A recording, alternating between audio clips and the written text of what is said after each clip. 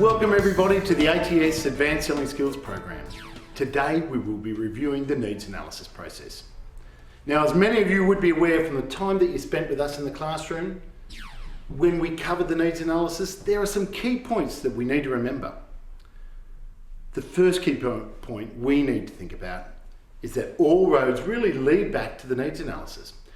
Therefore, the better that we can become at understanding the needs and requirements of our customers, the easier it's going to be for us to help them. On top of needs and requirements, we also need to understand the outcomes that people may be looking for. And this takes it a little bit deeper. The types of outcomes that customers might be after could be things such as increase in productivity, an increase in sales, or an improvement in the way they service their customers. So our job as salespeople is to really get in there and try to understand what they are looking for and then be able to interpret those needs. Once we do this, it's going to make our job of selling to those customers a lot easier, and ideally we'll be able to sell them back to them what they said they were after. So how do we go about doing this?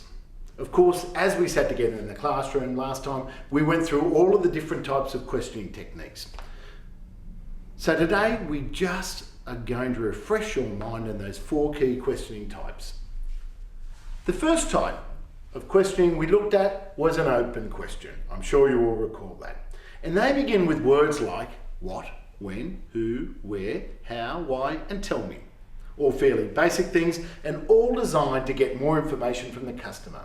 These are the sorts of questions that we will ask early on in the piece to allow our customers to talk to us and be able to give us the information we're required to help them. Here are some examples of how they may be used. Tell me about your current situation. What are your plans for the future? Tell me a little bit about your business, or what improvements in service would you like to see? These are all fair and reasonable questions, all designed to give you the understanding of the need that you wish to uncover. The second style of questions we went through in the classroom were closed questions. These are aimed at gaining us confirmations. We need those closed questions to confirm that we're on the right track, or potentially not. These types of questions begin with the words like can you, do you, is it, or will you? All designed just to get a yes or no answer. Some examples of closed questions include, do you have a preferred time frame? Would you like to see improvements in service? Does that look okay to you? Would you like me to get that underway for you? Again, with each of those, we'll get a yes or a no answer. Now, for example, if we look at the first question up on the board, which says, do you have a preferred time frame? That may have been something you may have wanted to ask as an open question, not a closed question. Sure, we will get a yes or a no out of the way we have currently asked it, but if we turn that around and said, tell me about your preferred time frame, we would get far more information from the customer, and that's what we probably need to do. So how many open questions as opposed to closed questions should we ask?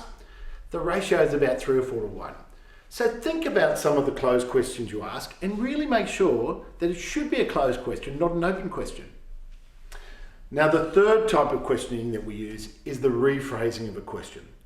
This is where we as salespeople get to be a little bit more positive about how we view things. And remember, if we're positive, then there's a very good chance that our customers will walk away with a positive view and respond to our questions with a far more positive answer.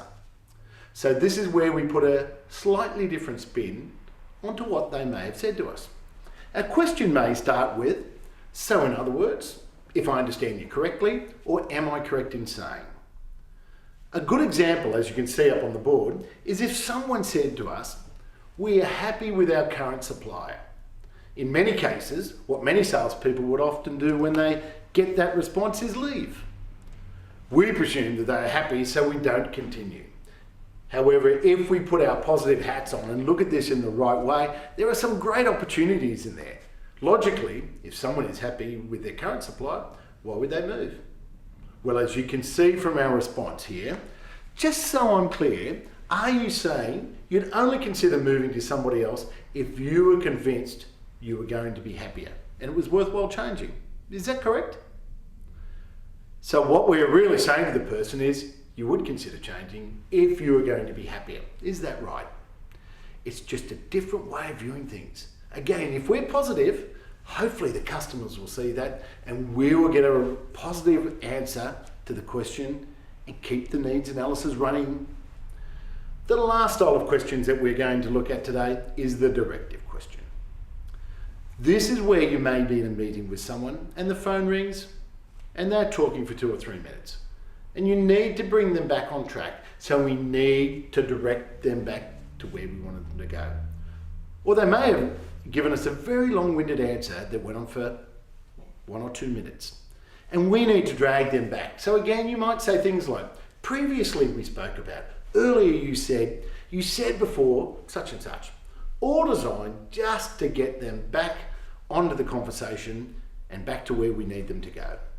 So in summary, open questions to get the customer talking, close questions to get confirmation, rephrase questions provide a positive view, and a directive question to get things back on track.